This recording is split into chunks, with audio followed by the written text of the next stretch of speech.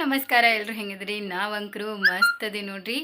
ಈ ವಿಡಿಯೋ ಏನಪ್ಪ ಅಂದ್ರೆ ಎಕನಾಮಿಕ್ದ ಸೇಮ್ ಇದು 5 ಮಾರ್ಕ್ ಕ್ವಶನ್ಸ್ದು ಆನ್ಸರ್ದು ವಿಡಿಯೋ ಆಗಿರ್ತೈತಿ. ಫುಲ್ ನೋಡ್ರಿ. ಸರಿ ಬರ್ರಿ.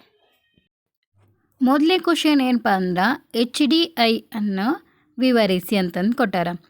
HDI ಅಂದ್ರೆ ಮಾನವ ಅಭಿವೃದ್ಧಿ ಸೂಚ್ಯಂಕ. ಇದು ಒಂದು ದೇಶದ ಜನರ ಜೀವನ ಮಟ್ಟವನ್ನು ಅಳೆಯುವ ಸೂಚ್ಯಂಕವಾಗಿದೆ. ಇದನ್ನು UNDP ಅಂದ್ರೆ ಯುನೈಟೆಡ್ ನೇಷನ್ಸ್ ಡೆವಲಪ್ಮೆಂಟ್ ಪ್ರೋಗ್ರಾಮ್ ಅನ್ನು ಪ್ರತಿ ವರ್ಷ ಇದನ್ನು ಪ್ರಕಟಣೆ ಮಾಡ್ತೈತಿ. ಈ HDI 3 ಪ್ರಮುಖ ಸೂಚಕಗಳನ್ನು ಹೊಂದೈತಿ. ಅದರೊಳಗೆ ಮೊದಲನೇದು ಜನನ ಸಮಯದ ಸರಾಸರಿ ಆಯುಷು, ಎರಡನೇದು ಶಿಕ್ಷಣ ಅಂದರೆ ಸರಾಸರಿ ವಿದ್ಯಾಭ್ಯಾಸದ ವರ್ಷಗಳು ಹಾಗೂ ನಿರೀಕ್ಷಿತ ವಿದ್ಯಾಭ್ಯಾಸದ ವರ್ಷಗಳು. ಹಂಗೆ ಮೂರನೇದು ತಲಾ ಆದಾಯ ಅಂದರೆ ರಾಷ್ಟ್ರೀಯ ಆದಾಯ. ನೆಕ್ಸ್ಟ್ ನಾವು HDIನ ಉದ್ದೇಶಗಳನ್ನು ಬರೀಬೇಕು. ದೇಶದ ಮಾನವ ಅಭಿವೃದ್ಧಿಯ ಮಟ್ಟವನ್ನು ಅಳಿತೈತಿ, ವಿವಿಧ ದೇಶಗಳ ಅಭಿವೃದ್ಧಿಯನ್ನು ಹೋಲಿಕೆ ಮಾಡ್ತೈತಿ, ಹಂಗೆ ಸರ್ಕಾರಕ್ಕೆ ಅಭಿವೃದ್ಧಿ ಯೋಜನೆಗಳನ್ನು ರೂಪಿಸಲು ಸಹಾಯ ಮಾಡ್ತೈತಿ ಮತ್ತು ಜನರ ಜೀವನದ ಗುಣಮಟ್ಟವನ್ನು ಸುಧಾರಿಸಲು ಮಾರ್ಗದರ್ಶನ ನೀಡ್ತೈತಿ. ಎರಡನೇ ಕ್ವಶನ್, ಅಂತರ್ಗತ ಬೆಳವಣಿಗೆಗಾಗಿ ಹಾಕಿಕೊಂಡಿರುವ ಕಾರ್ಯಕ್ರಮಗಳನ್ನು ವಿವರಿಸಿ. ಅಭಿವೃದ್ಧಿಯ ಲಾಭಗಳು ಸಮಾಜದ ಎಲ್ಲ ವರ್ಗದ ಜನರಿಗೆ ಸಮಾನವಾಗಿ ತಲುಪುವುದನ್ನು ಅಂತರ್ಗತ ಬೆಳವಣಿಗೆ ಎಂದು ಕರೀತಾರೆ. ಇದು ಆರ್ಥಿಕ ಬೆಳವಣಿಗೆಯ ಜೊತೆಗೆ ಸಾಮಾಜಿಕ ಅಭಿವೃದ್ಧಿಗೂ ಒತ್ತು ನೀಡುತ್ತದೆ. ಅಂತರ್ಗತ ಬೆಳವಣಿಗೆಗಾಗಿ ಕೈಗೊಂಡಿರುವ ಕ್ರಮಗಳು: ಮೊದಲನೇದು ಉದ್ಯೋಗ ಸೃಷ್ಟಿ ಅಂದ್ರೆ ಹೆಚ್ಚಿನ ಉದ್ಯೋಗ ಅವಕಾಶಗಳನ್ನು ಸೃಷ್ಟಿಸುವ ಮೂಲಕ ಜನರ ಆದಾಯವನ್ನು ಹೆಚ್ಚಿಸುವುದು. 2 ಶಿಕ್ಷಣದ ಅಭಿವೃದ್ಧಿ ಅಂದ್ರೆ ಎಲ್ಲರಿಗೂ ಗುಣಮಟ್ಟದ ಶಿಕ್ಷಣ ನೀಡಲು ವಿವಿಧ ಯೋಜನೆಗಳನ್ನು ಜಾರಿಗೆ ತರುವುದು. 3 ಆರೋಗ್ಯ ಸೌಲಭ್ಯಗಳ ವಿಸ್ತರಣೆ ಅಂದ್ರೆ ಜನರಿಗೆ ಉತ್ತಮ ಆರೋಗ್ಯ ಸೇವೆಗಳನ್ನು ಒದಗಿಸುವುದು. 4 ಬಡತನ ನಿವಾರಣೆ ಕಾರ್ಯಕ್ರಮಗಳು ಅಂದ್ರೆ ಬಡ ಜನರ ಜೀವನ ಮಟ್ಟ ಸುಧಾರಿಸಲು ವಿವಿಧ ಯೋಜನೆಗಳನ್ನು ಜಾರಿಗೊಳಿಸುವುದು. 5 ಕೃಷಿ ಮತ್ತು ಗ್ರಾಮೀಣ ಅಭಿವೃದ್ಧಿ ಅಂದ್ರೆ ರೈತರ ಅಭಿವೃದ್ಧಿ ಮತ್ತು ಗ್ರಾಮೀಣ ಪ್ರದೇಶಗಳ ಮೂಲ ಸೌಕರ್ಯ ಸುಧಾರಣೆಗೆ ಒತ್ತು ನೀಡುವುದು. 6 ಮಹಿಳಾ ಮತ್ತು ಹಿಂದುಳಿದ ವರ್ಗಗಳ ಅಭಿವೃದ್ಧಿ ಅಂದ್ರೆ ಸಮಾನ ಅವಕಾಶಗಳನ್ನು ನೀಡಿ ಅವರ ಸಬಲೀಕರಣಕ್ಕೆ ಕ್ರಮ ಕೈಗೊಳ್ಳುವುದು. ಒಟ್ಟಾರೆಯಾಗಿ ಅಂತರ್ಗತ ಬೆಳವಣಿಗೆಯ ಮುಖ್ಯ ಉದ್ದೇಶ ಸಮಾಜದ ಎಲ್ಲ ಜನರನ್ನು ಅಭಿವೃದ್ಧಿಯ ಪ್ರಕ್ರಿಯೆಯಲ್ಲಿ ಭಾಗಿಯಾಗಿಸುವುದಾಗಿದೆ. ಇದರಿಂದ ಸಮಾನ ಮತ್ತು ಸುಸ್ಥಿರ ಅಭಿವೃದ್ಧಿ ಸಾಧ್ಯವಾಗೈತಿ.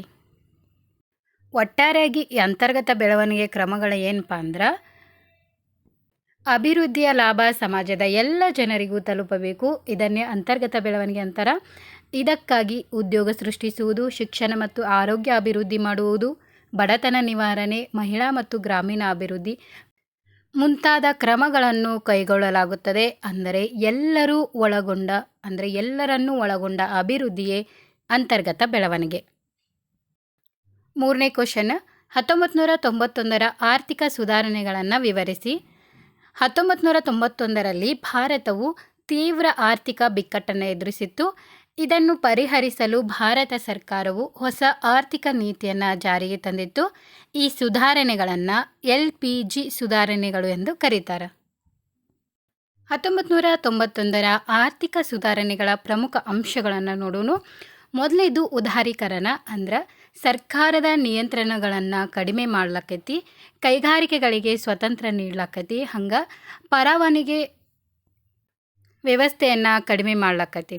ಎರಡನೇದು ಖಾಸಗೀಕರಣ ಅಂದ್ರೆ ಖಾಸಗಿ ವಲಯಕ್ಕೆ ಹೆಚ್ಚಿನ ಅವಕಾಶ ನೀಡ್ಲಕ್ಕೈತಿ, ಸಾರ್ವಜನಿಕ ವಲಯದ ಕೆಲವು ಸಂಸ್ಥೆಗಳಲ್ಲಿ ಖಾಸಗಿ ಹೂಡಿಕೆಗೆ ಅವಕಾಶ ನೀಡ್ಲಕ್ಕೈತಿ. ಮೂರನೇದು ಜಾಗತೀಕರಣ ಅಂದ್ರೆ ಭಾರತವನ್ನು ವಿಶ್ವ ಆರ್ಥಿಕತೆಯೊಂದಿಗೆ ಸಂಪರ್ಕಿಸಲಕ್ಕೈತಿ, ವಿದೇಶಿ ಹೂಡಿಕೆಗಳಿಗೆ ಅವಕಾಶ ನೀಡಲಕ್ಕೈತಿ, ಹಂಗೆ ವಿದೇಶಿ ವ್ಯಾಪಾರವನ್ನು ಉತ್ತೇಜಿಸಲಾಕೈತಿ. ನಾಲ್ಕನೇದು ಹಣಕಾಸು ಕ್ಷೇತ್ರಗಳ ಸುಧಾರಣೆ ಅಂದ್ರೆ ಬ್ಯಾಂಕಿಂಗ್ ಮತ್ತು ಹಣಕಾಸು ವ್ಯವಸ್ಥೆಯಲ್ಲಿ ಬದಲಾವಣೆಯನ್ನು ತರಲಾಕೈತಿ.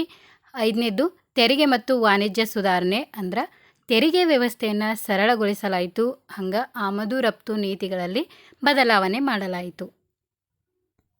ಅಂದರೆ ಒಟ್ಟಾರೆಯಾಗಿ ಏನಪ್ಪ ಅಂದ್ರೆ 1991ರ ಆರ್ಥಿಕ ಸುಧಾರಣೆಗಳು ಭಾರತದ ಆರ್ಥಿಕತೆಯನ್ನು ಮುಕ್ತಗೊಳಿಸಿ ಖಾಸಗಿ ವಲಯದ ಬೆಳವಣಿಗೆ ಮತ್ತು ಜಾಗತೀಕರಣ ವ್ಯಾಪಾರಕ್ಕೆ ಹೆಚ್ಚಿನ ಅವಕಾಶಗಳನ್ನು ಒದಗಿಸಿಕೊಡ್ತು.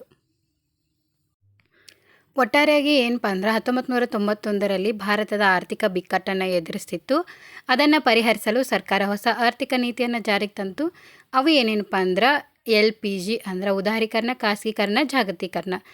ಇನ್ನೂ ಸರಳವಾಗಿ ಹೇಳಬೇಕಪ್ಪ ಅಂದ್ರೆ 1991ರ ಸುಧಾರಣೆಗಳು ಭಾರತದ ಆರ್ಥಿಕ ಬೆಳವಣಿಗೆ ಹೊಸ ದಿಕ್ಕನ್ನು ತಂದುಕೊಟ್ಟಿತ್ತು. 4ನೇ ಕ್ವಶನ್, ನಿರುದ್ಯೋಗದ ಪ್ರಕಾರಗಳನ್ನು ವಿವರಿಸಿ. ಅಂದ್ರೆ ಕೆಲಸ ಮಾಡುವ ಸಾಮರ್ಥ್ಯ ಮತ್ತು ಆಸಕ್ತಿ ಇದ್ದರೂ ಸೂಕ್ತವಾದ ಉದ್ಯೋಗ ಸಿಗದ ಸ್ಥಿತಿಯನ್ನು ನಿರುದ್ಯೋಗ ಅಂತಂದು ಕರೀತಾರೆ. ನಿರುದ್ಯೋಗದ ಪ್ರಕಾರಗಳನ್ನು ನೋಡ್ಕೊತ ಹೋಗೋನು. ಮೊದಲೇದ್ದು ತೆರೆದ ನಿರುದ್ಯೋಗ ಅಂದ್ರೆ ಕೆಲಸ ಮಾಡಲು ಸಿದ್ಧರಿದ್ದು ಯಾವುದೇ ಉದ್ಯೋಗ ಸಿಗದ ಸ್ಥಿತಿ ಅಂತಾರೆ. ಎರಡನೇದು ಅಡಗಿದ ನಿರುದ್ಯೋಗ ಅಂದ್ರೆ ಅಗತ್ಯಕ್ಕಿಂತ ಹೆಚ್ಚು ಜನರು ಒಂದೇ ಕೆಲಸದಲ್ಲಿ ತೊಡಗಿರುವ ಸ್ಥಿತಿಯನ್ನು ಅಡಗಿದ ನಿರುದ್ಯೋಗ ಅಂತಂದು ಕರೀತಾರೆ. 3 ಋತುಮಾನದ ನಿರುದ್ಯೋಗ ಅಂದ್ರೆ ಕೆಲವು ನಿರ್ದಿಷ್ಟ ಕಾಲಗಳಲ್ಲಿ ಮಾತ್ರ ಉದ್ಯೋಗ ಸಿಗುವ ಸ್ಥಿತಿಯನ್ನು ಋತುಮಾನ ನಿರುದ್ಯೋಗ ಅಂತಾರೆ. 4 ವಿದ್ಯಾವಂತ ನಿರುದ್ಯೋಗ ಅಂದ್ರೆ ಶಿಕ್ಷಣ ಪಡೆದವರಿಗೆ ಸೂಕ್ತ ಉದ್ಯೋಗ ಸಿಗದೇ ಇರುವ ಸ್ಥಿತಿ. 5 ರಚನಾತ್ಮಕ ನಿರುದ್ಯೋಗ ಅಂದ್ರೆ ಆರ್ಥಿಕ ವ್ಯವಸ್ಥೆಯ ಬದಲಾವಣೆಗಳಿಂದ ಉಂಟಾಗುವ ನಿರುದ್ಯೋಗ. ಒಟ್ಟಾರೆಯಾಗಿ ನಿರುದ್ಯೋಗವು ದೇಶದ ಆರ್ಥಿಕ ಅಭಿವೃದ್ಧಿಗೆ ದೊಡ್ಡ ಸಮಸ್ಯೆಯಾಗಿದ್ದು ಉದ್ಯೋಗ ಸೃಷ್ಟಿಯಿಂದ ಇದನ್ನು ಕಡಿಮೆ ಮಾಡ್ಬೋದು. ಇನ್ನೂ ಸರಳವಾಗಿ ಹೇಳಬೇಕಪ್ಪ ಅಂದ್ರೆ ಕೆಲಸ ಮಾಡುವ ಆಸಕ್ತಿ ಮತ್ತು ಸಾಮರ್ಥ್ಯ ಇದ್ದರೂ ಕೆಲಸ ಸಿಗದ ಸ್ಥಿತಿಯನ್ನು ನಿರುದ್ಯೋಗ ಅಂತಂದು ಕರೀತಾರೆ. ಇದರ ಪ್ರಮುಖ ಪ್ರಕಾರಗಳು ಯಾವ್ಯಾವಪ್ಪ ಅಂದ್ರೆ ಕೆಲಸ ಸಿಗದೇ ಇರುವುದು ಅಂದ್ರೆ ತೆರೆದ ನಿರುದ್ಯೋಗ. ಎರಡನೇದು ಅಗತ್ಯಕ್ಕಿಂತ ಹೆಚ್ಚು ಜನ ಕೆಲಸ ಮಾಡುವುದು ಅಂದ್ರೆ ಅಡಗಿದ ನಿರುದ್ಯೋಗ. ಕೆಲಸದ ಸಮಯ ಮಾತ್ರ ಕೆಲಸ ಸಿಗುವವರೆಗೂ ಅಂದ್ರೆ ಋತುಮಾನದ ನಿರುದ್ಯೋಗ. ನೆಕ್ಸ್ಟ್ ಓದಿದವರಿಗೂ ಕೆಲಸ ಸಿಗದೇ ಇರುವುದು ಅಂದ್ರೆ ವಿದ್ಯಾವಂತ ನಿರುದ್ಯೋಗ. ಅಂದರೆ ಉದ್ಯೋಗದ ಕೊರತೆಯೇ ನಿರುದ್ಯೋಗ. 5 ನಗರೀಕರಣಕ್ಕೆ ಕಾರಣಗಳನ್ನು ವಿವರಿಸಿ. ಗ್ರಾಮೀಣ ಪ್ರದೇಶಗಳಿಂದ ಜನರು ನಗರ ಪ್ರದೇಶಗಳಿಗೆ ವಲಸೆ ಹೋಗಿ ನಗರಗಳ ಜನಸಂಖ್ಯೆ ಹೆಚ್ಚಾಗುವ ಪ್ರಕ್ರಿಯೆಯನ್ನು ನಗರೀಕರಣ ಅಂತಂದು ಕರೀತಾರೆ. ನಗರೀಕರಣಕ್ಕೆ ಕಾರಣಗಳನ್ನು ನೋಡೋಣ. ಮೊದಲೇದು ಕೈಗಾರೀಕರಣ ಅಂದ್ರೆ ಕೈಗಾರಿಕೆಗಳ ಬೆಳವಣಿಗೆಯಿಂದ ನಗರಗಳಲ್ಲಿ ಹೆಚ್ಚಿನ ಉದ್ಯೋಗ ಅವಕಾಶಗಳು ಸೃಷ್ಟಿಯಾಕ್ಕವು. ಎರಡನೇದು ಉದ್ಯೋಗ ಅವಕಾಶಗಳು ನಗರಗಳಲ್ಲಿ ಉತ್ತಮ ಉದ್ಯೋಗ ಮತ್ತು ಹೆಚ್ಚಿನ ಆದಾಯದ ಅವಕಾಶಗಳು ದೊರೀತಾವು. 3 ಶಿಕ್ಷಣದ ಸೌಲಭ್ಯಗಳು ಅಂದ್ರೆ ಉತ್ತಮ ಶಾಲೆ, ಕಾಲೇಜು ಮತ್ತು ಉನ್ನತ ಶಿಕ್ಷಣಕ್ಕಾಗಿ ಜನರುಗಳು ನಗರಗಳಿಗೆ ಬರ್ತಾರೆ. 4 ಆರೋಗ್ಯ ಸೌಲಭ್ಯಗಳು ಅಂದ್ರೆ ನಗರಗಳಲ್ಲಿ ಉತ್ತಮ ಆಸ್ಪತ್ರೆ ಮತ್ತು ವೈದ್ಯಕೀಯ ಸೌಲಭ್ಯಗಳು ಲಭ್ಯವಿರ್ತಾವು. 5 ಉತ್ತಮ ಮೂಲ ಸೌಕರ್ಯಗಳು ಅಂದ್ರೆ ಸಾರಿಗೆ ವ್ಯವಸ್ಥೆ, ವಸತಿ, ವಿದ್ಯುತ್, ನೀರು ಮುಂತಾದ ಸೌಲಭ್ಯಗಳು ನಗರಗಳಲ್ಲಿ ಹೆಚ್ಚಾಗಿರ್ತಾವು. 6 ಗ್ರಾಮೀಣ ಪ್ರದೇಶಗಳ ಸಮಸ್ಯೆಗಳು ಅಂದ್ರೆ ಕೃಷಿ ಮೇಲಿನ ಅವಲಂಬನೆ, ಕಡಿಮೆ ಆದಾಯ ಮತ್ತು ಉದ್ಯೋಗದ ಕೊರತೆಯಿಂದ ಜನರು ನಗರಗಳಿಗೆ ವಲಸೆ ಹೋಗ್ತಾರೆ. ಒಟ್ಟಾರೆಯಾಗಿ ನಗರೀಕರಣವು ಆರ್ಥಿಕ ಅಭಿವೃದ್ಧಿಗೆ ಸಹಾಯ ಮಾಡ್ತೈತಿ. ಆದ್ರೆ ಸರಿಯಾದ ಯೋಜನೆ ಇಲ್ಲದಿದ್ದರೆ ವಸತಿ, ಸಂಚಾರ ಮತ್ತು ಪರಿಸರ ಸಮಸ್ಯೆಗಳು ಉಂಟಾಗ್ಬೋದು. ಇನ್ನು ಸರಳವಾಗಿ ಹೇಳಬೇಕಪ್ಪ ಅಂದ್ರೆ ಜನರು ಗ್ರಾಮಗಳಿಂದ ನಗರಗಳಿಗೆ ಬರುವುದನ್ನು ನಗರೀಕರಣ ಅಂತಂದು ಕರೀತಾರೆ. ಇದಕ್ಕೆ ಕಾರಣಗಳೇನಪ್ಪ ಅಂದ್ರೆ ಉದ್ಯೋಗ ಅವಕಾಶಗಳು, ಶಿಕ್ಷಣಕ್ಕಾಗಿ, ಉತ್ತಮ ಆರೋಗ್ಯ ಸೌಲಭ್ಯಕ್ಕಾಗಿ, ಉತ್ತಮ ಜೀವನ ಮಟ್ಟಕ್ಕಾಗಿ, ಹಂಗೆ ಕೈಗಾರಿಕೆಗಳ ಬೆಳವಣಿಗೆಯಿಂದ ಅಂದ್ರೆ ಉತ್ತಮ ಅವಕಾಶಗಳಿಗಾಗಿ ಜನರು ನಗರಗಳತ್ತ ಸಾಗುವುದೇ ನಗರೀಕರಣ. 6ನೇ ಕ್ವಶನ್, ಸ್ಕಿಲ್ ಇಂಡಿಯಾ ಮಿಷನ್ ಗುರಿಗಳನ್ನು ವಿವರಿಸಿ. ಸ್ಕಿಲ್ ಇಂಡಿಯಾ ಮಿಷನ್ ಅನ್ನುವುದು ಭಾರತ ಸರ್ಕಾರವು 2015ರಲ್ಲಿ ಪ್ರಾರಂಭಿಸಿತು. ಇದರ ಉದ್ದೇಶ ಯುವಕರಿಗೆ ಅಗತ್ಯವಾದ ಕೌಶಲ್ಯ ತರಬೇತಿ ನೀಡಿ ಉದ್ಯೋಗ ಅವಕಾಶಗಳನ್ನು ಹೆಚ್ಚಿಸುವುದಾಗೈತಿ. ಇದರ ಗುರಿಗಳೇನಪ್ಪ ಅಂದ್ರೆ ಕೌಶಲ್ಯ ಅಭಿವೃದ್ಧಿ ಅಂದ್ರೆ ಯುವಕರಿಗೆ ವಿವಿಧ ಕ್ಷೇತ್ರಗಳಲ್ಲಿ ಉದ್ಯೋಗಕ್ಕೆ ಅಗತ್ಯವಾದ ಕೌಶಲ್ಯಗಳನ್ನು ಕಲ್ಪಿಸುವುದು. ಎರಡನೇದು ಉದ್ಯೋಗ ಸೃಷ್ಟಿ ಅಂದರೆ ತರಬೇತಿ ಪಡೆದ ಯುವಕರಿಗೆ ಉದ್ಯೋಗ ಅವಕಾಶಗಳನ್ನು ಹೆಚ್ಚಿಸುವುದು. 3. ಸ್ವ ಉದ್ಯೋಗಕ್ಕೆ ಪ್ರೋತ್ಸಾಹ ಅಂದ್ರೆ ಯುವಕರಲ್ಲಿ ಉದ್ಯಮಶೀಲತೆಯನ್ನು ಬೆಳೆಸುವುದು. 4. ಗುಣಮಟ್ಟದ ತರಬೇತಿ ಅಂದ್ರೆ ಉದ್ಯಮಗಳ ಅಗತ್ಯಕ್ಕೆ ತಕ್ಕಂತೆ ತರಬೇತಿ ನೀಡುವುದು. 5. ಗ್ರಾಮೀಣ ಯುವಕರ ಅಭಿವೃದ್ಧಿ ಅಂದ್ರೆ ಗ್ರಾಮೀಣ ಪ್ರದೇಶದ ಯುವಕರಿಗೂ ಕೌಶಲ್ಯ ತರಬೇತಿಯನ್ನು ಒದಗಿಸುವುದು. ಒಟ್ಟಾರೆಯಾಗಿ ಸ್ಕಿಲ್ ಇಂಡಿಯಾ ಮಿಷನ್ ಯುವಕರ ಸಾಮರ್ಥ್ಯವನ್ನು ಹೆಚ್ಚಿಸಿ ಉದ್ಯೋಗ ಮತ್ತು ಆರ್ಥಿಕ ಅಭಿವೃದ್ಧಿಗೆ ಸಹಾಯ ಮಾಡುವ ಪ್ರಮುಖ ಯೋಜನೆಯಾಗಿದೆ. ಇನ್ನು ಸರಳವಾಗಿ ಹೇಳಬೇಕಂದ್ರೆ ಸ್ಕಿಲ್ ಇಂಡಿಯಾ ಮಿಷನ್ ಎಂದರೆ ಯುವಕರಿಗೆ ಕೆಲಸ ಮಾಡಲು ಬೇಕಾದ ಕೌಶಲ್ಯ ಕಲಿಸುವ ಯೋಜನೆಯಾಗಿದೆ. ಇದರ ಮುಖ್ಯ ಗುರಿಗಳು ಏನಪ್ಪ ಅಂದ್ರೆ ಕೌಶಲ್ಯವನ್ನು ಕಲಿಸುವುದು, ಉದ್ಯೋಗ ಹೆಚ್ಚಿಸುವುದು, ಸ್ವ ಉದ್ಯೋಗಕ್ಕೆ ಸಹಾಯ ಮಾಡುವುದು ಮತ್ತು ಯುವಕರ ಸಾಮರ್ಥ್ಯವನ್ನು ಹೆಚ್ಚಿಸುವುದಾಗಿದೆ. 7ನೇ ಕ್ವಶನ್, ಭಾರತದ ಕೃಷಿಯ ಸಮಸ್ಯೆಗಳು ಯಾವುವು? ಭಾರತವು ಕೃಷಿ ಪ್ರಧಾನ ದೇಶವಾಗಿದ್ದರೂ ಕೃಷಿ ಕ್ಷೇತ್ರವು ಅನೇಕ ಸಮಸ್ಯೆಗಳನ್ನು ಎದುರಿಸುತ್ತಿವೆ. ಈ ಸಮಸ್ಯೆಗಳು ರೈತರ ಆದಾಯ ಮತ್ತು ಕೃಷಿಯ ಉತ್ಪಾದನೆಯ ಮೇಲೆ ಪರಿಣಾಮ ಬೀರುತ್ತಿವೆ. ಇವಾಗ ಭಾರತ ಕೃಷಿಯ ಪ್ರಮುಖ ಸಮಸ್ಯೆಗಳನ್ನು ನೋಡೋಣ. ಮೊದಲನೇದು ಮಳೆಯ ಮೇಲಿನ ಅವಲಂಬನೆ ಅಂದ್ರೆ ಹೆಚ್ಚಿನ ಕೃಷಿ ಇನ್ನು ಮಳೆಯನ್ನೇ ಅವಲಂಬಿಸಿದ್ದಾರೆ ಅಂತ ಅರ್ಥ. 2. ನೀರಾವರಿ ಸೌಲಭ್ಯಗಳ ಕೊರತೆ ಅಂದ್ರೆ ಎಲ್ಲ ಪ್ರದೇಶಗಳಲ್ಲಿ ಸಮರ್ಪಕ ನೀರಾವರಿ ವ್ಯವಸ್ಥೆ ಇರಂಗಿಲ್ಲ. 3.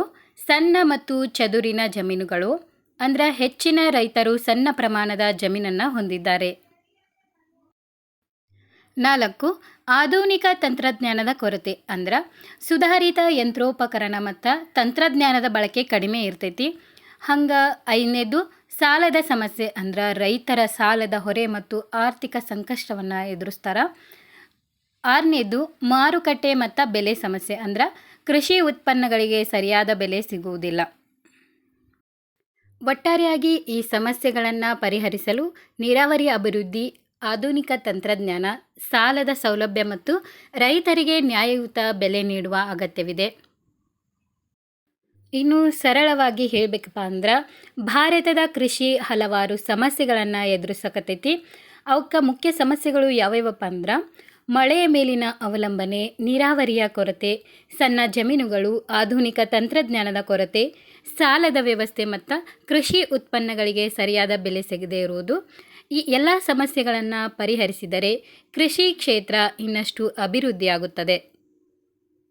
8ನೇ ಕ್ವಶನ್, 1991ರ ಮೊದಲ ಮತ್ತು ನಂತರದ ಕೈಗಾರಿಕಾ ನೀತಿಗಳಲ್ಲಿರುವ ವ್ಯತ್ಯಾಸವನ್ನು ವಿವರಿಸಿ. 1991ರ ಆರ್ಥಿಕ ಸುಧಾರಣೆಗಳ ನಂತರ ಭಾರತದ ಕೈಗಾರಿಕಾ ನೀತಿಯಲ್ಲಿ ಮಹತ್ವದ ಬದಲಾವಣೆಗಳಾದವು. 1991ರ ಮೊದಲು ಸರ್ಕಾರದ ನಿಯಂತ್ರಣ ಹೆಚ್ಚಾಗಿದ್ದರೆ ನಂತರ ಖಾಸಗಿ ವಲಯ ಮತ್ತು ವಿದೇಶಿ ಹೂಡಿಕೆ ಹೆಚ್ಚಿನ ಅವಕಾಶ ನೀಡಲಾಯಿತು. ನೆಕ್ಸ್ಟ್ 1991ರ ಮೊದಲು ಮತ್ತು ನಂತರದ ಕೈಗಾರಿಕಾ ನೀತಿಗಳ ವ್ಯತ್ಯಾಸವನ್ನು ನೋಡ್ಕೊತ ಹೋಗೋಣ. ಮೊದಲನೇದು ಸರ್ಕಾರದ ನಿಯಂತ್ರಣ ಅಂದ್ರೆ 1991ರ ಮೊದಲು ಸರ್ಕಾರದ ನಿಯಂತ್ರಣ ಹೆಚ್ಚಿತ್ತು, ಆಮೇಲೆ ನಂತರ ಸರ್ಕಾರದ ನಿಯಂತ್ರಣ ಕಡಿಮೆ ಮಾಡಲಾಗೈತಿ. ಹಾಗೆ 2ನೇದು ಕೈಗಾರಿಕಾ ಪರವಾನಗಿ ಅಂದ್ರೆ ಮೊದಲು ಹೆಚ್ಚಿನ ಕೈಗಾರಿಕೆಗಳಿಗೆ ಪರವಾನಗಿ ಕಡ್ಡಾಯವಾಗಿತ್ತು, ಆಮೇಲೆ ನಂತರ ಏನು ಮಾಡಿದ್ರಪ್ಪ ಅಂದ್ರೆ ಬಹುತೇಕ ಕೈಗಾರಿಕೆಗಳಿಗೆ ಪರವಾನಗಿಯನ್ನು ರದ್ದುಗೊಳಿಸಲಾಗಿತ್ತು. 3. ಖಾಸಗಿ ವಲಯ. ಮೊದಲಿಗೆ ಖಾಸಗಿ ವಲಯಕ್ಕೆ ಕಡಿಮೆ ಅವಕಾಶ ಇತ್ತು, ನಂತರ ಖಾಸಗಿ ವಲಯಕ್ಕೆ ಹೆಚ್ಚಿನ ಅವಕಾಶವನ್ನು ನೀಡಲಾಯಿತು. ನೆಕ್ಸ್ಟ್ ವಿದೇಶಿ ಹೂಡಿಕೆ ಅಂದ್ರೆ FDI. ವಿದೇಶಿ ಹೂಡಿಕೆಗೆ ಕಟ್ಟುನಿಟ್ಟಿನ ನಿಯಮಗಳಿದ್ದವು ಮೊದಲಿಗೆ, ಆಮೇಲೆ ನಂತರ ಏನು ಮಾಡಿದ್ರಪ್ಪ ಅಂದ್ರೆ ವಿದೇಶಿ ಹೂಡಿಕೆಯನ್ನು ಉತ್ತೇಜಿಸಲಾಯಿತು. ಲಾಸ್ಟ್ ಒನ್ ಸಾರ್ವಜನಿಕ ವಲಯ. ಮೊದಲಿಗೆ ಸಾರ್ವಜನಿಕ ವಲಯಕ್ಕೆ ಹೆಚ್ಚಿನ ಆದ್ಯತೆಯನ್ನು ಕೊಡ್ತಿದ್ರು, ನಂತರ ಸಾರ್ವಜನಿಕ ವಲಯದ ಪಾತ್ರ ಕಡಿಮೆ ಮಾಡಿ ಖಾಸಗೀಕರಣಕ್ಕೆ ಒತ್ತು ನೀಡಲಾಯಿತು. ಒಟ್ಟಾರೆಯಾಗಿ 1991ರ ನಂತರದ ಕೈಗಾರಿಕಾ ನೀತಿಯಿಂದ ಭಾರತದ ಕೈಗಾರಿಕಾ ಕ್ಷೇತ್ರ ಹೆಚ್ಚು ಸ್ಪರ್ಧಾತ್ಮಕವಾಗಿ ಬೆಳೆಯಿತು ಮತ್ತು ಆರ್ಥಿಕ ಅಭಿವೃದ್ಧಿಗೆ ಹೊಸ ಅವಕಾಶಗಳು ದೊರೆತವು. ಇನ್ನೂ ಸರಳವಾಗಿ ಹೇಳಬೇಕಪ್ಪ ಅಂದ್ರೆ 1991ರ ಮೊದಲು ಕೈಗಾರಿಕಾ ಮೇಲೆ ಸರ್ಕಾರದ ನಿಯಂತ್ರಣ ಹೆಚ್ಚಾಗಿತ್ತು, ನಂತರ ಸರ್ಕಾರದ ನಿಯಂತ್ರಣ ಕಡಿಮೆ ಆಯಿತು, ಪರವಾನಗಿ ವ್ಯವಸ್ಥೆ ಸಡಿಲ ಆಯಿತು, ಖಾಸಗಿ ಕಂಪನಿಗಳಿಗೆ ಹೆಚ್ಚಿನ ಅವಕಾಶ ಸಿಕ್ತು, ವಿದೇಶಿ ಹೂಡಿಕೆ ಹೆಚ್ಚಾಯಿತು, ಕೈಗಾರಿಕಾ ಬೆಳವಣಿಗೆಗೆ ಉತ್ತೇಜನ ದೊರಕಿತು. ಅಂದರೆ 1991ರ ನಂತರ ಭಾರತದ ಕೈಗಾರಿಕಾ ನೀತಿ ಹೆಚ್ಚು ಮುಕ್ತ ಮತ್ತು ಸ್ಪರ್ಧಾತ್ಮಕವಾಯಿತು. 9ನೇ ಕ್ವಶನ್, ಶ್ರಮದ ಮಾರುಕಟ್ಟೆಯ ಲಕ್ಷಣಗಳನ್ನು ಪಟ್ಟಿ ಮಾಡಿ. ಶ್ರಮದ ಮಾರುಕಟ್ಟೆ ಎಂದರೆ ಕಾರ್ಮಿಕರು ತಮ್ಮ ಶ್ರಮವನ್ನು ಒದಗಿಸುವ ಮತ್ತು ಉದ್ಯೋಗದಾತರು ಕಾರ್ಮಿಕರನ್ನು ನೇಮಕ ಮಾಡಿಕೊಳ್ಳುವ ವ್ಯವಸ್ಥೆಯಾಗಿದೆ. ನೆಕ್ಸ್ಟ್ ನಾವು ಶ್ರಮದ ಮಾರುಕಟ್ಟೆಯ ಲಕ್ಷಣಗಳನ್ನು ನೋಡೋಣ. ಮೊದಲನೇದು, ಶ್ರಮವು ಉತ್ಪಾದನೆಯ ಪ್ರಮುಖ ಅಂಶವಾಗಿದೆ. 2, ಶ್ರಮವನ್ನು ಬೇರ್ಪಡಿಸಿ ಮಾರಾಟ ಮಾಡಲು ಸಾಧ್ಯವಿಲ್ಲ, ಕಾರ್ಮಿಕನು ತನ್ನ ಸೇವೆಯನ್ನು ಮಾತ್ರ ಒದಗಿಸುತ್ತಾನೆ. 3,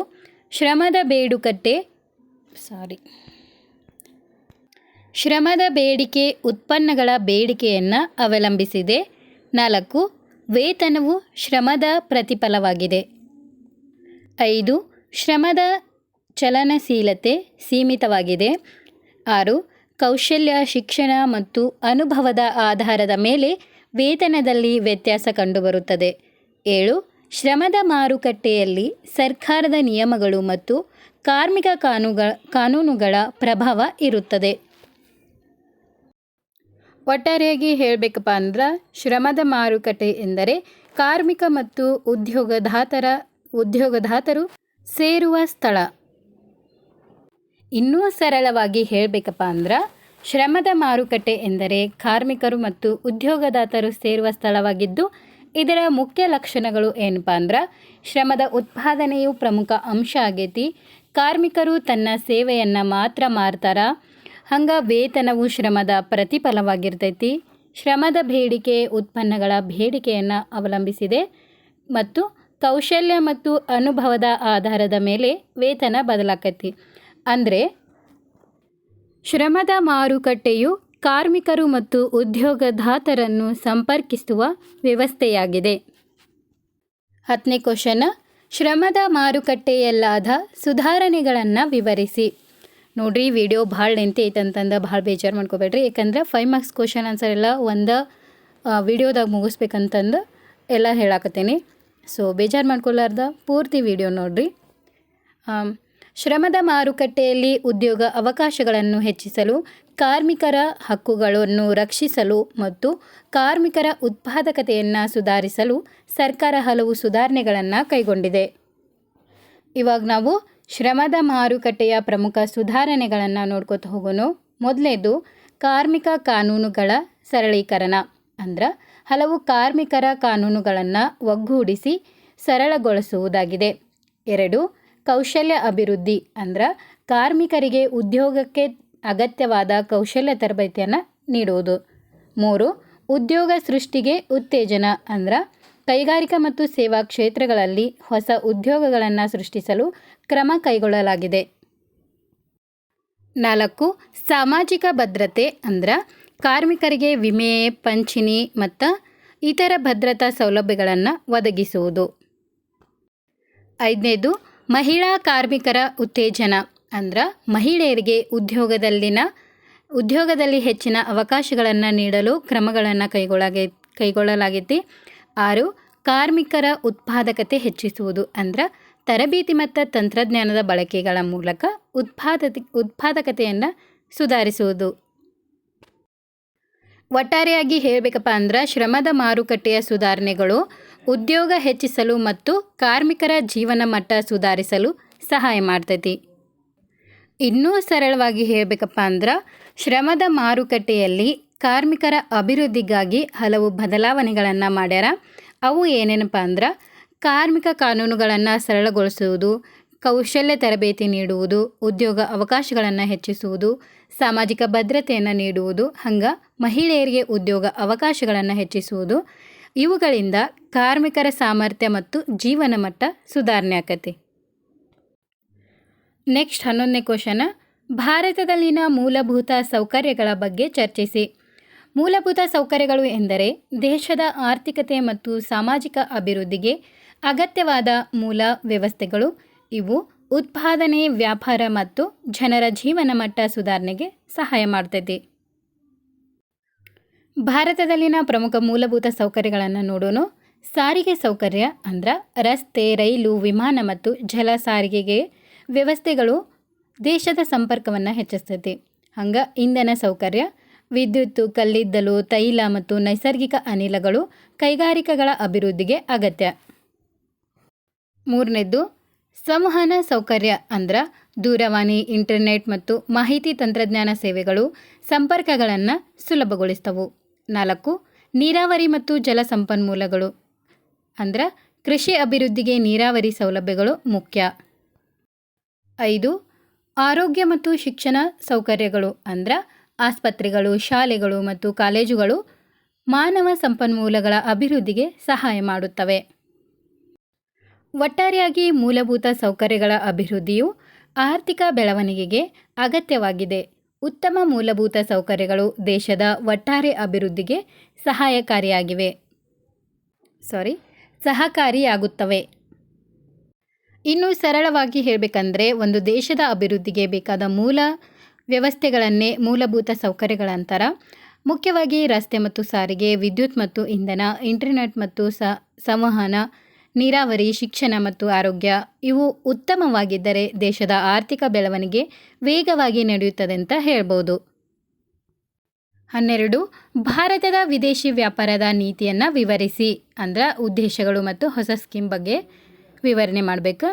ಅಂದ್ರೆ ಭಾರತದ ವಿದೇಶಿ ವ್ಯಾಪಾರ ನೀತಿ ಎಂದರೆ ದೇಶದ ಆಮದು ಮತ್ತು ರಫ್ತು ಚಟುವಟಿಕೆಗಳನ್ನು ನಿಯಂತ್ರಿಸುವ ಮತ್ತು ಉತ್ತೇಜಿಸುವ ನೀತಿಯಾಗಿದೆ. ಇದನ್ನು ವಾಣಿಜ್ಯ ಮತ್ತು ಕೈಗಾರಿಕಾ ಸಚಿವಾಲಯ ರೂಪಿಸುತ್ತದೆ. ಇವಾಗ ನಾವು ವಿದೇಶಿ ವ್ಯಾಪಾರದ ನೀತಿಯ ಉದ್ದೇಶಗಳನ್ನು ನೋಡೋಣ. ಮೊದಲಿಗೆ ರಫ್ತು ಹೆಚ್ಚಿಸುವುದು ಅಂದರೆ ಭಾರತೀಯ ಉತ್ಪನ್ನಗಳ ರಫ್ತನ್ನು ಉತ್ತೇಜನ ಮಾಡುವುದು. 2 ವಿದೇಶಿ ವಿನಿಮಯ ಗಳಿಕೆ ಅಂದರೆ ಹೆಚ್ಚಿನ ವಿದೇಶಿ ವಿನಿಮಯಗಳನ್ನು ಗಳಿಸುವುದು. 3 ಜಾಗತಿಕ ಮಾರುಕಟ್ಟೆಯಲ್ಲಿ ಸ್ಪರ್ಧೆ ಅಂದರೆ ಭಾರತೀಯ ಉತ್ಪನ್ನಗಳಿಗೆ ವಿಶ್ವ ಮಾರುಕಟ್ಟೆಯಲ್ಲಿ ಅವಕಾಶ ಕಲ್ಪಿಸುವುದು. 4 ಉದ್ಯೋಗ ಸೃಷ್ಟಿ ಅಂದರೆ ವ್ಯಾಪಾರ ಮತ್ತು ಕೈಗಾರಿಕೆಗಳ ಮೂಲಕ ಉದ್ಯೋಗ ಹೆಚ್ಚಿಸುವುದು. 5 ಆಮದು ನಿಯಂತ್ರಣ ಅಂದ್ರೆ ಅಗತ್ಯವಿಲ್ಲದ ಆಮದುವನ್ನು ಕಡಿಮೆ ಮಾಡುವುದು. ನೆಕ್ಸ್ಟ್ ನಾವು ಹೊಸ ಸ್ಕೀಮ್ ಬಗ್ಗೆ ನೋಡೋಣ. ಮೊದಲನೇದು ರಫ್ತುದಾರರಿಗೆ ತೆರಿಗೆ ಮತ್ತು ಸುಂಕದ ಪರಿಹಾರ ನೀಡುವ ಯೋಜನೆ. 2 ರಫ್ತು ಉತ್ಪನ್ನಗಳ ತಯಾರಿಕೆಗೆ ಅಗತ್ಯವಾದ ಕಚ್ಚಾ ವಸ್ತುಗಳ ಆಮದಿಗೆ ಸೌಲಭ್ಯ. 3 ರಫ್ತು ಹೆಚ್ಚಿಸಲು ಯಂತ್ರೋಪಕರಣಗಳ ಆಮದಿಗೆ ಸಹಾಯ ಮಾಡುವ ಯೋಜನೆ. 4 ರಫ್ತುದಾರರಿಗೆ ಪ್ರೋತ್ಸಾಹ ನೀಡುವ ಯೋಜನೆಗಳು. ಒಟ್ಟಾರೆಯಾಗಿ ಏನಪ್ಪ ಅಂದ್ರೆ ವಿದೇಶಿ ವ್ಯಾಪಾರ ನೀತಿಯು ಭಾರತದ ರಫ್ತು ಹೆಚ್ಚಿಸಿ ಆರ್ಥಿಕ ಬೆಳವಣಿಗೆಗೆ ಮತ್ತು ಜಾಗತಿಕ ವ್ಯಾಪಾರದಲ್ಲಿ ಭಾರತದ ಸ್ಥಾನವನ್ನು ಬಲಪಡಿಸಲು ಸಹಾಯ ಮಾಡ್ತೈತಿ. ಇನ್ನು ಸರಳವಾಗಿ ಹೇಳಬೇಕಪ್ಪ ಅಂದ್ರೆ ವಿದೇಶಿ ವ್ಯಾಪಾರ ನೀತಿ ಅಂದ್ರೆ ಭಾರತವು ಇತರ ದೇಶಗಳ ಜೊತೆಗೆ ಮಾಡುವ ಆಮದು ರಫ್ತನ್ನು ನಿಯಂತ್ರಣ ನೀತಿಯಾಗೈತಿ. ಇದರ ಗುರಿಗಳೇನಪ್ಪ ಅಂದ್ರೆ ರಫ್ತು ಹೆಚ್ಚಿಸುವುದು, ವಿದೇಶಿ ಹಣ ಗಳಿಸುವುದು, ಉದ್ಯೋಗ ಸೃಷ್ಟಿಸುವುದು, ಜಾಗತಿಕ ಮಾರುಕಟ್ಟೆಯಲ್ಲಿ ಸ್ಪರ್ಧಿಸುವುದು. ಇವು ರಫ್ತುದಾರರಿಗೆ ಸಹಾಯ ಮಾಡ್ತಾವೆ. 13 MSP ಮತ್ತು APMCಯನ್ನು ವಿವರಿಸಿ.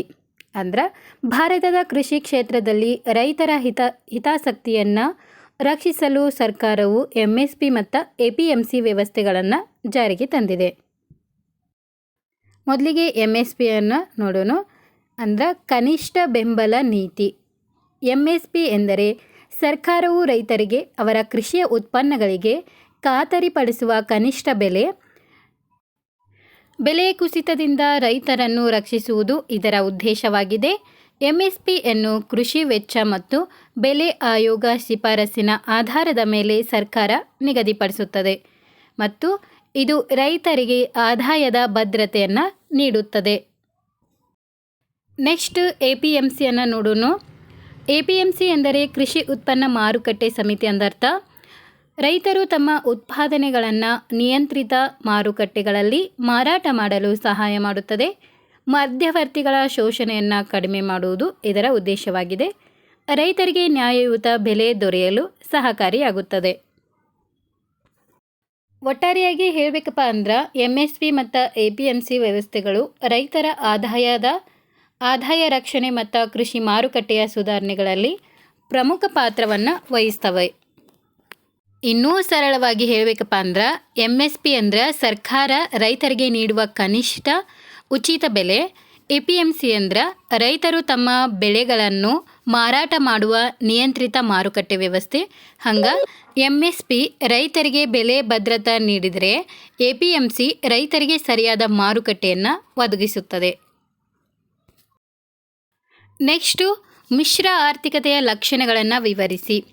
ಮಿಶ್ರ ಆರ್ಥಿಕತೆ ಎಂದರೆ ಸಾರ್ವಜನಿಕ ವಲಯ ಮತ್ತು ಖಾಸಗಿ ವಲಯಗಳ ಎರಡೂ ಸೇರಿ ಕಾರ್ಯನಿರ್ವಹಿಸುವ ಆರ್ಥಿಕ ವ್ಯವಸ್ಥೆಯಾಗಿದೆ. ಭಾರತವು ಮಿಶ್ರ ಆರ್ಥಿಕತೆಯ ಉದಾಹರಣೆಯಾಗಿದೆ. ನೆಕ್ಸ್ಟ್ ನಾವು ಮಿಶ್ರ ಆರ್ಥಿಕತೆಯ ಲಕ್ಷಣಗಳನ್ನು ನೋಡ್ಕೊತಾ ಹೋಗೋಣ.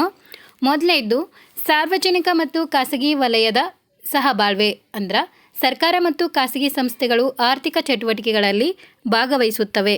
2 ಸರ್ಕಾರದ ನಿಯಂತ್ರಣ.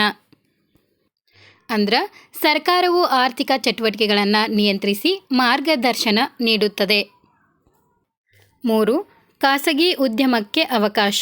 ಅಂದರೆ ಖಾಸಗಿ ವಲಯಕ್ಕೆ ಉದ್ಯಮ ನಡೆಸಲು ಸ್ವಾತಂತ್ರ್ಯವನ್ನು ನೀಡಲಾಗೈತಿ. 4 ಸಾಮಾಜಿಕ ಕಲ್ಯಾಣದ ಉದ್ದೇಶ. ಅಂದ್ರೆ ಜನರ ಕಲ್ಯಾಣ ಮತ್ತು ಸಮಾನ ಅಭಿವೃದ್ಧಿಗೆ ಒತ್ತು ನೀಡಲಾಗುತ್ತೆ. 5 ಬೆಲೆ ವ್ಯವಸ್ಥೆ. ಅಂದ್ರೆ ಮಾರುಕಟ್ಟೆ ಶಕ್ತಿಗಳು ಮತ್ತು ಸರ್ಕಾರದ ನೀತಿಗಳು ಬೆಲೆ ನಿರ್ಧಾರದಲ್ಲಿ ಪಾತ್ರವಹಿಸುತ್ತವೆ. 6 ಆರ್ಥಿಕ ಸಮತೋಲನ. ಅಂದ್ರೆ ಆರ್ಥಿಕ ಬೆಳವಣಿಗೆಗೆ ಮತ್ತು ಸಾಮಾಜಿಕ ನ್ಯಾಯವನ್ನು ಸಾಧಿಸುವ ಗುರಿ ಹೊಂದಿದೆ. ಒಟ್ಟಾರೆಯಾಗಿ ಹೇಳಬೇಕಪ್ಪ ಅಂದ್ರೆ ಮಿಶ್ರ ಆರ್ಥಿಕತೆಯು ಖಾಸಗಿ ವಲಯದ ಸಾಮರ್ಥ್ಯ ಮತ್ತು ಸರ್ಕಾರದ ನಿಯಂತ್ರಣವನ್ನು ಒಗ್ಗೂಡಿಸಿ ಸಮತೋಲಿತ ಅಭಿವೃದ್ಧಿಗೆ ಸಹಾಯ ಮಾಡುತ್ತದೆ. ಇನ್ನೂ ಸರಳವಾಗಿ ಹೇಳಬೇಕಪ್ಪ ಅಂದ್ರೆ ಸರ್ಕಾರ ಮತ್ತು ಖಾಸಗಿ ವಲಯ ಎರಡೂ ಸೇರಿ ಆರ್ಥಿಕ ಚಟುವಟಿಕೆ ನಡೆಸುವ ವ್ಯವಸ್ಥೆಯನ್ನು ಮಿಶ್ರ ಆರ್ಥಿಕತೆ ಅಂತಾರೆ. ಇದರ ಮುಖ್ಯ ಲಕ್ಷಣಗಳು ಏನಪ್ಪ ಅಂದ್ರೆ ಸಾರ್ವಜನಿಕ ಮತ್ತು ಖಾಸಗಿ ವಲಯಗಳ ಉಪಸ್ಥಿತಿ, ಸರ್ಕಾರದ ನಿಯಂತ್ರಣ, ಖಾಸಗಿ ಉದ್ಯಮಕ್ಕೆ ಅವಕಾಶ, ಜನರ ಕಲ್ಯಾಣಕ್ಕೆ ಒತ್ತು. ಭಾರತವು ಮಿಶ್ರ ಆರ್ಥಿಕತೆಯ ಒಂದು ಉತ್ತಮ ಉದಾಹರಣೆಯಾಗಿದೆ. 15 ಉದ್ಯೋಗ ಸೃಷ್ಟಿ ಯೋಜನೆಗಳನ್ನು ವಿವರಿಸಿ. ಉದ್ಯೋಗ ಸೃಷ್ಟಿ ಯೋಜನೆಗಳು ಎಂದರೆ ನಿರುದ್ಯೋಗವನ್ನು ಕಡಿಮೆ ಮಾಡಿ ಜನರಿಗೆ ಉದ್ಯೋಗ ಅವಕಾಶಗಳನ್ನು ಒದಗಿಸಲು ಸರ್ಕಾರ ಜಾರಿಗೆ ತಂದಿರುವ ಯೋಜನೆಗಳಾಗಿವೆ. ನೆಕ್ಸ್ಟ್ ನಾವು ಪ್ರಮುಖ ಉದ್ಯೋಗ ಸೃಷ್ಟಿಗಳ ಯೋಜನೆಗಳನ್ನು ನೋಡ್ಕೊತ ಹೋಗೋಣ. ಮೊದಲನೇದು ಮಹಾತ್ಮ ಗಾಂಧಿ ರಾಷ್ಟ್ರೀಯ ಗ್ರಾಮೀಣ ಉದ್ಯೋಗ ಖಾತರಿ ಯೋಜನೆ. ಇದನ್ನು MGNREGA ಅಂತಂದ ಕರೀತಾರೆ. ಗ್ರಾಮೀಣ ಪ್ರದೇಶದ ಜನರಿಗೆ ವರ್ಷಕ್ಕೆ ನಿರ್ದಿಷ್ಟ ದಿನಗಳ ಉದ್ಯೋಗವನ್ನು ಒದಗಿಸುವ ಯೋಜನೆ. 2 ಪ್ರಧಾನಮಂತ್ರಿ ಉದ್ಯೋಗ ಸೃಜನಾ ಕಾರ್ಯಕ್ರಮ. ಇದನ್ನು PMEGP ಅಂತಂದು ಕರೀತಾರೆ. ಇದನ್ನು ಸ್ವ ಉದ್ಯೋಗ ಮತ್ತು ಸಣ್ಣ ಉದ್ಯಮಗಳನ್ನು ಪ್ರಾರಂಭಿಸಲು ಸಹಾಯ ಮಾಡುವ ಯೋಜನೆ ಅಂತಂದು ಕರೀತಾರೆ. 3 ಸ್ಕಿಲ್ ಇಂಡಿಯಾ ಮಿಷನ್. ಅಂದ್ರೆ ಯುವಕರಿಗೆ ಕೌಶಲ್ಯ ತರಬೇತಿ ನೀಡಿ ಉದ್ಯೋಗ ಪಡೆಯಲು ಅವಕಾಶ ಮಾಡಿಕೊಡುವುದು, ಅಂದರೆ ಸಹಾಯ ಮಾಡುವುದು. 4 ಸ್ಟಾರ್ಟ್ ಅಪ್ ಇಂಡಿಯಾ. ಅಂದ್ರೆ ಹೊಸ ಉದ್ಯಮಗಳನ್ನು ಪ್ರಾರಂಭಿಸಲು ಪ್ರೋತ್ಸಾಹ ನೀಡುವುದು. 5 ಮೇಕ್ ಇನ್ ಇಂಡಿಯಾ. ಅಂದ್ರೆ ಕೈಗಾರಿಕೆಗಳ ಬೆಳವಣಿಗೆಯ ಮೂಲಕ ಉದ್ಯೋಗ ಸೃಷ್ಟಿಗೆ ಸಹಾಯ ಮಾಡುವುದು. ಒಟ್ಟಾರೆಯಾಗಿ ಏನಪ್ಪ ಅಂದ್ರೆ ಉದ್ಯೋಗ ಸೃಷ್ಟಿ ಯೋಜನೆಗಳು ನಿರುದ್ಯೋಗವನ್ನು ಕಡಿಮೆ ಮಾಡಿ ಜನರ ಆದಾಯ ಮತ್ತು ಜೀವನ ಮಟ್ಟವನ್ನು ಸುಧಾರಿಸಲು ಸಹಾಯ ಮಾಡುತ್ತದೆ. ಇನ್ನು ಸರಳವಾಗಿ ಹೇಳಬೇಕಪ್ಪ ಅಂದ್ರೆ ಜನರಿಗೆ ಕೆಲಸದ ಅವಕಾಶ ನೀಡಲು ಸರ್ಕಾರ ಹಲವು ಯೋಜನೆಗಳನ್ನು ಜಾರಿಗೆ ತಂದಿದೆ. ಅದರಲ್ಲಿ ಮುಖ್ಯವಾಗಿ ಯಾವ್ಯಾವಪ್ಪ ಅಂದ್ರೆ ಗ್ರಾಮೀಣ ಉದ್ಯೋಗ, ಸ್ವ ಉದ್ಯೋಗ ಸಹಾಯ, ಕೌಶಲ್ಯ ತರಬೇತಿ, ಹೊಸ ಉದ್ಯಮಕ್ಕೆ ಪ್ರೋತ್ಸಾಹ, ಕೈಗಾರಿಕೆಗಳ ಮೂಲಕ ಉದ್ಯೋಗ. ಇವುಗಳ ಉದ್ದೇಶ ನಿರುದ್ಯೋಗವನ್ನು ಕಡಿಮೆ ಮಾಡುವುದು. ಇವಾಗ ಹಂಗೆ ಇನ್ನೊಂದು 4 ಕ್ವಶನ್ ಅದಾವು. ಕ್ವಶನ್ ಅಷ್ಟೇ ಹೇಳ್ತೀನಿ, ಆನ್ಸರ್ ನೀವು ಹುಡುಕೋರಿ.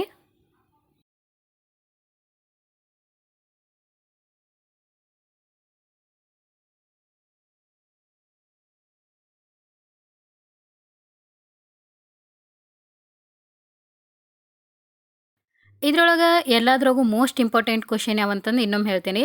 HDIಯನ್ನು ವಿವರಿಸಿ. ಇದೊಂದು ಮೋಸ್ಟ್ ಇಂಪಾರ್ಟೆಂಟ್ ಕ್ವಶನ್. ಹಂಗೆ 1991ರ ಆರ್ಥಿಕ ಸುಧಾರಣೆಗಳನ್ನು ವಿವರಿಸಿ. ಹಂಗೆ ನಿರುದ್ಯೋಗದ ಪ್ರಕಾರಗಳನ್ನು ವಿವರಿಸಿ. ಮತ್ತು 1991ರ ಮೊದಲ ಮತ್ತು ನಂತರದ ಕೈಗಾರಿಕಾ ನೀತಿಗಳಲ್ಲಿ ಇರುವ ವ್ಯತ್ಯಾಸಗಳ ಬಗ್ಗೆ ವಿವರಿಸಿ. ಶ್ರಮದ ಮಾರುಕಟ್ಟೆಯ ಲಕ್ಷಣಗಳನ್ನು ಪಟ್ಟಿ ಮಾಡಿ ಶ್ರಮದ ಮಾರುಕಟ್ಟೆಯಲ್ಲಾದ ಸುಧಾರಣೆಗಳನ್ನು ವಿವರಿಸಿ. MSP ಮತ್ತು APMCಯನ್ನು ಬರೆಯಿರಿ. ಇವೆಲ್ಲ ಮೋಸ್ಟ್ ಇಂಪಾರ್ಟೆಂಟ್. ಈ ವಿಡಿಯೋದೊಳಗೆ ಹೇಳಿರೋ ಎಲ್ಲ ಕ್ವಶನ್ ಇಂಪಾರ್ಟೆಂಟ. ಅದರೊಳಗೆ ಇವನ್ನ ಜಾಸ್ತಿ ನೋಡ್ಕೋರಿ ಅಷ್ಟ. ವಿಡಿಯೋ ಹೆಂಗೆ ಅನ್ನಿಸ್ತಂತಂದು ಲೈಕ್ ಮಾಡಿರಿ, ಶೇರ್ ಮಾಡಿರಿ, ಹಂಗೆ ಸಬ್ಸ್ಕ್ರೈಬ್ ಮಾಡಿರಿ. ಧನ್ಯವಾದಗಳು, ನಮಸ್ಕಾರ. ಮತ್ತು ಮುಂದಿನ ವಿಡಿಯೋದಾಗ ಸಿಗೋಣ. ಅಲ್ಲಿವರೆಗೂ ಧನ್ಯವಾದಗಳು.